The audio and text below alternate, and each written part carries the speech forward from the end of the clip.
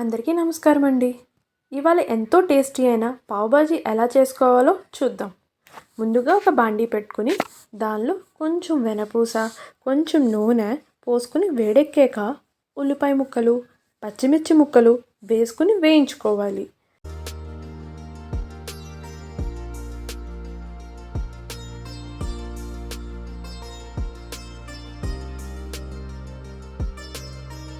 ఇలా golden brown colour వచ్చేదాకా వేయించుకొని ఇప్పుడు దీనిలో చిన్నగా కోసుకున్న క్యాప్సికమ్ ముక్కలు వేసుకోవాలి.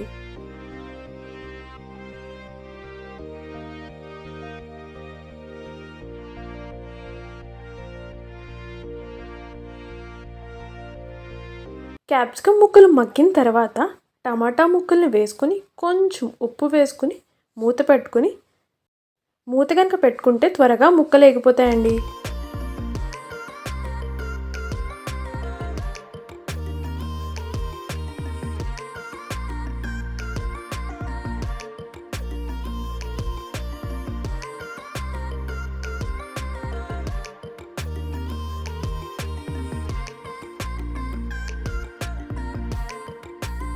మీరు ఏ కూరగాయ ముక్కలు వేసుకున్నా వాటిని చిన్నగా కట్ చేసుకుంటే వాటిని ఈజీగా ఇలా స్మాష్ చేసుకోవడానికి ఉంటుందండి.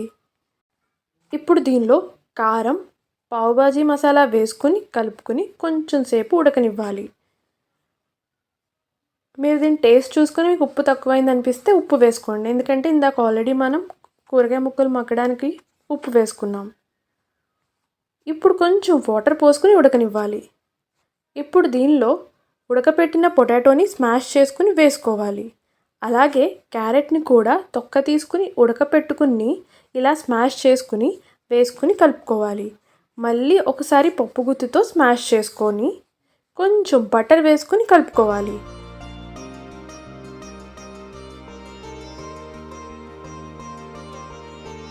కొంచెం వాటర్ పోసుకుని ఆ నీళ్ళు ఎగిరేదాకా ఉడికించుకుని స్టవ్ ఆఫ్ చేసేసుకోవచ్చు.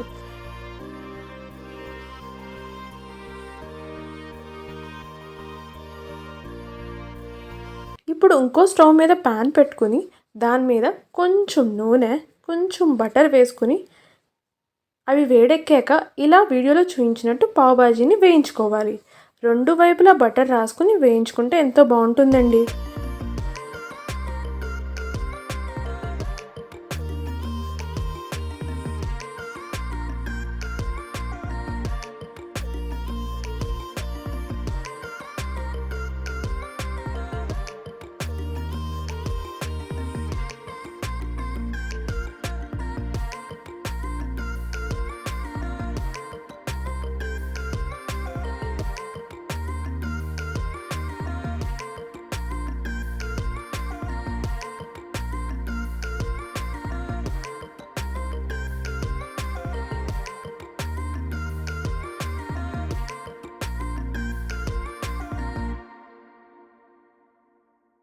ఇప్పుడు వీటిని ఒక ప్లేట్లోకి తీసుకుని కూరలో నిమ్మకాయ పిండుకుని ఉల్లిపాయతో పాటు పావ్ బాజీ తింటే భలే ఉంటుందండి.